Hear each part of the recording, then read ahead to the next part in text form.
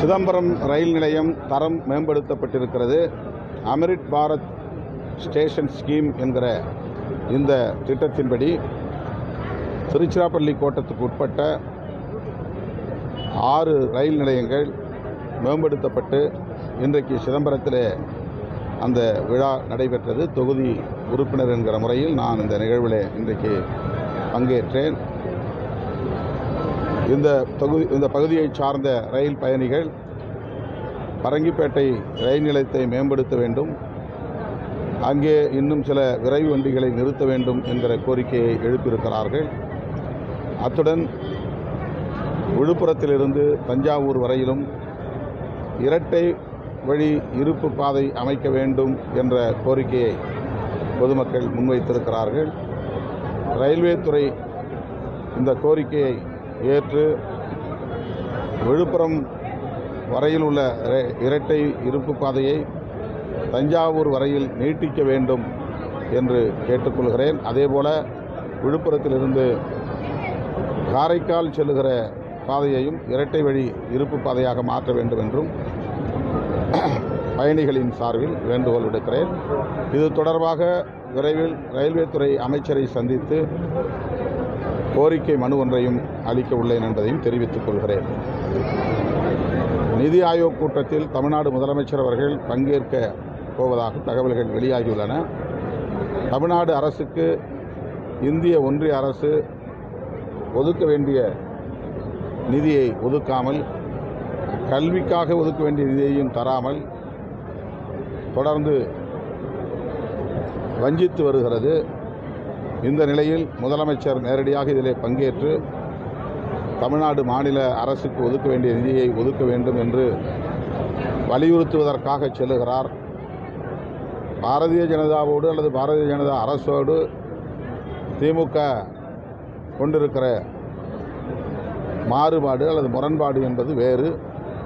மாநில ஆட்சி நிர்வாகத்தை நடத்துவதற்கு நிதி பற்றாக்குறையால் ஏற்பட்டிருக்கிற நெருக்கடிகளை பிரதமரின் கவனத்திற்கு எடுத்துச் சொல்ல வேண்டும் என்கிற கடமை வேறு.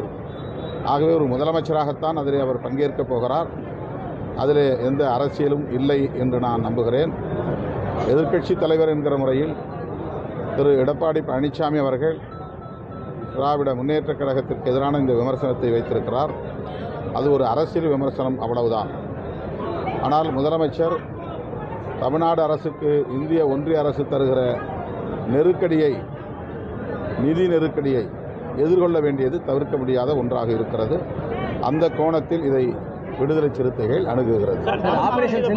இன்னைக்கு வந்து சுப்ரீம் கோர்ட் வரம்பு மீறி நீங்க செயல்படுறீங்க, அது வரம்பு உங்களுக்கு ஒரு மூலாதாரம் இல்லாமலே கேஸை ஃபைல் பண்ணுறீங்க, எடுக்கிறீங்க, வரம்பு மீறி செயல்படுறதா சுப்ரீம் கோர்ட் கடுமையாக உத்தரவு போட்டிருக்கு. அதை பற்றி உங்கள்கிட்ட கருத்து? உச்சநீதிமன்றத்தின் இந்த தீர்ப்பு அல்லது இந்த வழிகாட்டுதல் வரவேற்கக்கூடிய ஒன்று. அதை வரவேற்கிறேன். புலனாய்வு துறைகளை, அந்த அமைப்புகளை இந்திய ஒன்றிய அரசு அல்லது பாஜக அரசு தமது அரசியல் பகைவர்களுக்கு எதிராக தொடர்ந்து ஏவி வருகிறது.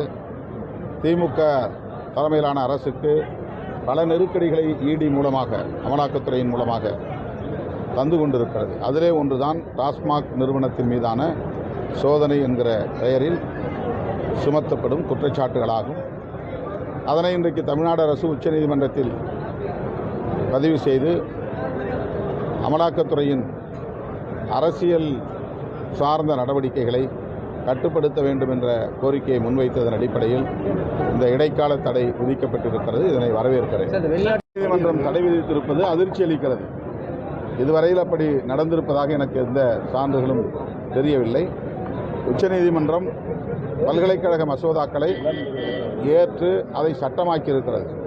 அதன் அடிப்படையில் பல்கலைக்கழகங்களுக்கான துணைவேந்தர்களை நியமிக்கும் அதிகாரம் வேந்தர் என்கிற முறையில் முதலமைச்சருக்கு இப்போது உறுதியாகியிருக்கிறது. இதற்கு தடை விதிப்பதற்கு உயர்நீதிமன்றத்திற்கு என்ன முகாந்திரம் இருக்கிறது என்று தெரியவில்லை. இது மிகுந்த அதிர்ச்சி அளிக்கிறது.